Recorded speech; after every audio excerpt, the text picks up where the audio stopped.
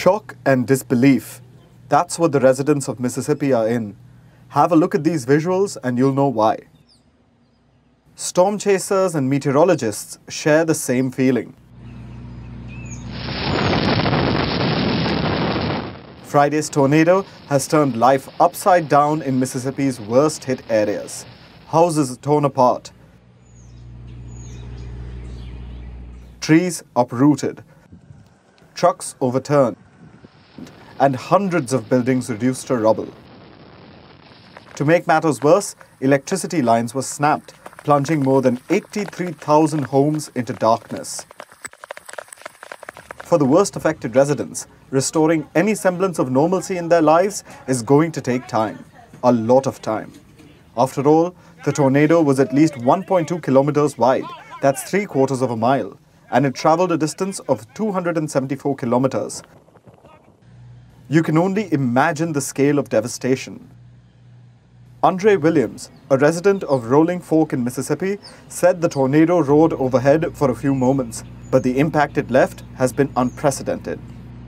To hear that roaring for those 5-6 seconds seemed like a lifetime, And I just knew, I just can't describe the feeling of being, I can't get that out of my head. Every 45, 50 minutes, it just come back to me. The tornado may have seemed brief, but it tore through Mississippi for over an hour. Williams's town is among the worst hit areas. Half of all deaths in the state took place in Rolling Fork. Rains and thunderstorms slammed several towns across Mississippi and Alabama well into Sunday. The states were slammed with something known as a supercell storm. This is a rotating storm in which the upper and lower currents of air are separated. Usually, varying temperatures on the ground and haphazard air conditions at greater heights cause these storms. Supercell storms are the least common, but when they do strike, they lead to widespread damage. And the tornado was born out of this already violent storm. There was negligence on the part of the authorities as well.